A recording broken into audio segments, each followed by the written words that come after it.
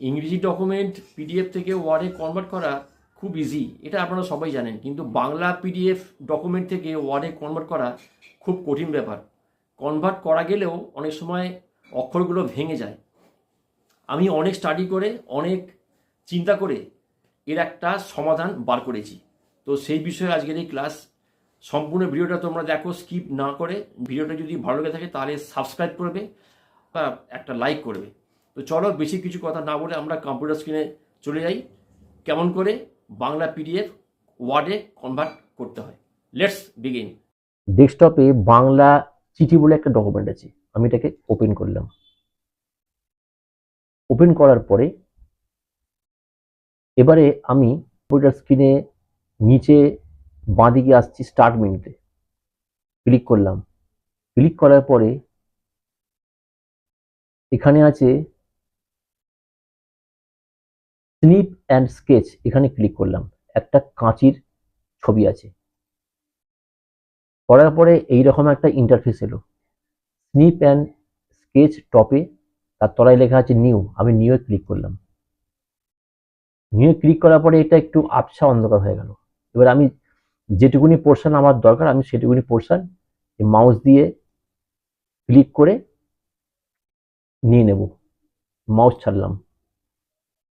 ছাড়ার পরে এখানে আছে সেভের অপশন, সেভ অ্যাজ বলে এখানে মাউস দিয়ে ক্লিক করলাম।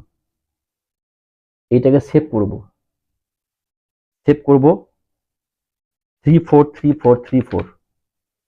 কোথায় সেভ করছি না, ডেস্কটপে, যে টপে লেখা আছে সেভে ক্লিক করলাম। এটা আমার ডেস্কটপে সেভ হয়ে গেল 343434 নামে। আমি এটাকে ক্রস করলাম, এটাকেও ক্রস করে দিলাম। এইবারে কম্পিউটার বা ল্যাপটপে ইন্টারনেট থাকতে হবে। থাকা অবস্থায় আমি গুগল ক্রোম ওপেন করলাম। গুগল ক্রোম ওপেন করার পরে এটাকে বাড়িয়ে দিলাম। এইবারে আমি এখানে আছে গুগল অ্যাপ, এখানে মাউস দিয়ে ক্লিক করলাম। করার পরে আমি গেলাম গুগল ড্রাইভে ক্লিক করলাম। ড্রাইভে ক্লিক করার পর এবারে বাঁদিকে লেখা আছে নিউ, আমি নিউয়ে ক্লিক করলাম। এবার লেখা আছে ফাইল আপলোড, ক্লিক করলাম। করার পরে সেই যে ফাইলটা 3434 দিয়ে ডেস্কটপে করেছি সেভ, সেই ফাইলটাকে আমি এবারে চুজ করব কোথায়, ডেস্কটপ। ঠিক আছে, এই যে 343434 এই ফাইলটা ক্লিক করলাম, ওপেনে ক্লিক করলাম। এই যে নিচে ডান দিকে এটা লেখা আছে one upload complete, green tick. আমি ড্রাইভটাকে করলাম রিলোড দিস পেজ, এখানে ক্লিক করলাম। অর্থাৎ ফাইলটা চলে এলো টপে, এই যে 343434 পিএনজি ফাইলে। এটা ক্লিক করলাম। ক্লিক করার পরে আমি রাইট ক্লিক করলাম। রাইট ক্লিক করার পরে এলো ওপেন উইথ, তারপরে এলো গুগল ডক। গুগল ডকে ক্লিক করলাম। গুগল ডকে ক্লিক করার পরে একটু সময় নিচ্ছে। সময় নেবার পরে ওই ডকুমেন্টটা, এই যে 343434 ডকুমেন্টটা ওপেন হয়ে গেল। এই ডকুমেন্টের ঠিক তলাতে দেখো ওই ডকুমেন্টটা একটা কালার ফন্টে চলে এসছে। আমি এটাকে শিফট ডাউন অ্যারো দিয়ে করলাম সিলেক্ট, টিপলাম কন্ট্রোল সি, কপি করে নিলাম। কপি করার পরে আমি এটাকে মিনিমাইজ করলাম। এবারে একটা মাইক্রোসফট ওয়ার্ডের নতুন ডকুমেন্ট খুললাম, ডকুমেন্ট নাম্বার 3, এটাই করলাম ম্যাক্সিমাইজ। এবারে আমি এখানে ওটাকে পেস্ট করব, টিপব কন্ট্রোল ভি, ওটা পেস্ট হয়ে গেল। এবারে কালারটা একটু অন্যরকম হয়ে গেছে ফন্টের, আমি কন্ট্রোল এ টিপলাম, করলাম সিলেক্ট। এবারে এখানে ফন্টের কালারটা করে দেবো অটোমেটিক, অর্থাৎ ব্ল্যাক কালার। ঠিক আছে, হ্যাঁ আপনারা বলতে পারেন এটা আগের মতন হয়নি, তবে হ্যাঁ একদম সমস্ত কিছু ফন্ট চলে এসছে, লেখাগুলো সব চলে এসছে। সেটিংটা হয়তো একটুখানি গন্ডগোল হয়েছে, ওইটা কিন্তু আপনাদেরকে বানিয়ে নিতে হবে। এছাড়া কোনো অল্টারনেটিভ ভালো ওয়ে কিন্তু বাংলা পিডিএফ এর জন্য নেই। যেমন বিষয়টাকে আমি এটা স্পেস বার দিয়ে একটুখানি সরিয়ে দিলাম। আচ্ছা, আমির পাশে কারসার দিয়ে এন্টার মারলাম। আচ্ছা, তারপরে নমস্কারের পরে কারসারটা দিয়ে এন্টার মারলাম। আচ্ছা, ইতিটা ছিল ডান দিকে, আমি কারসার দিয়ে স্পেস বার দিয়ে এটাকে সরিয়ে দিলাম। অমরনাথ সরকারকে আমি ডান দিকে সরিয়ে দিলাম স্পেস বার দিয়ে।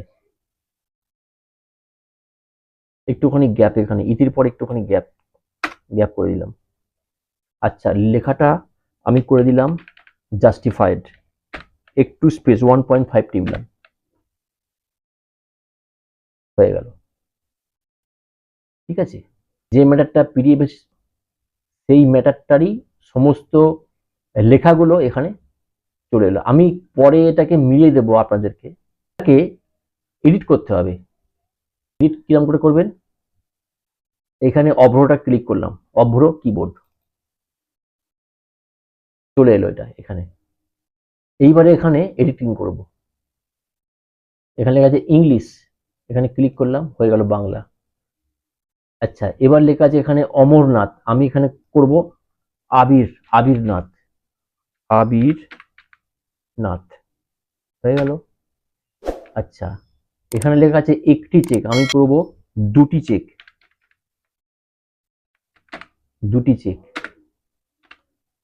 ঠিক আছে।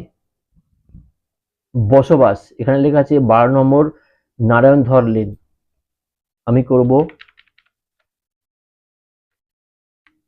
সুনীল ধর লেন। তাহলে আমরা এটাকে এডিটিং করতে পারছি। এইবারে আমরা দেখে নেব আগের পিডিএফটা কি ছিল। আগের পিডিএফটা ছিল, দেখে নিচ্ছি, আমি এটাকে মিনিমাইজ করলাম। এই যে আগের পিডিএফটা বাংলা চিঠি, ওপেন করলাম আমি আবার। লেখা আছে ম্যানেজার ইউটিআই ব্যাংক 9 কিরণ দাস রোড কলকাতা, বিষয় একটি নতুন চেকবুক আমার নামে দেওয়া হোক। মহাশয়, আমি অমরনাথ দেসরকার, পিতা শ্রী দেবদাস দেসরকার, বসবাস 12 নম্বর নারায়ণ ধর লেন, পোস্ট বেহালা, কলকাতা 7,54,, আপনার কাছে আবেদন করিতেছি যাহা নিম্নে লিখিত। আমার একটি সেভিংস অ্যাকাউন্ট আছে আপনার এই ব্যাংকে, যাহার নম্বর হলো 000000। ব্যক্তিগত কারণবশত আমি আপনার ব্যাংকে উপস্থিত হইতে পারি নাই। এখন আমি আপনাকে অনুরোধ করছি একটি চেক বই আমার নামে ইস্যু করা হোক। নমস্কার, ইতি অমরনাথ দেসরকার। এটা ছিল পিডিএফ এ, আমি এটা মিনিমাইজ করলাম করে বর্তমানে যে ম্যাটারটা হয়েছে সেইটা আমি করলাম ওপেন। ওখানে ছিল কি নাম ছিল, আমি সেই নামটাকে চেঞ্জ করে করলাম আবিরনাথ। ঠিক আছে। আচ্ছা, ওটাই ছিল কি, ওটাই ছিল অমরনাথ, আমি এটা এখানে করেছি আবিরনাথ দেসরকার, দেবদাস, পিতা দেবদাস দেসরকার, বসবাস 12 নম্বর। ওখানে ছিল, আমি এখানে করেছি সুনীল ধর লেন, ওখানে আছে নারায়ণ ধর লেন, আমি চেঞ্জ করে করেছি সুনীল ধর লেন, পোস্ট বেহালা, কলকাতা 54, আপনার কাছে আবেদন করে দিচ্ছি যাহা নিম্নে লিখিত। আমার একটি সেভিংস অ্যাকাউন্ট আছে আপনার এই ব্যাংকে, যাহার নম্বর হল 0000। ব্যক্তিগত কারণবশত আমি আপনার ব্যাংকে উপস্থিত হইতে পারি নাই। এখন আমি আপনাকে অনুরোধ করছি যে দুটি চেক, এখানে ছিল একটি চেক, আমি করেছি দুটি চেক বই আমার নামে ইস্যু করা হোক। নমস্কার, ইতি অমরনাথ দে, আমি এখানে করবো আবিরনাথকে থেকে কপি করলাম, কিংবা আমি এখানে টাইপও করতে পারি।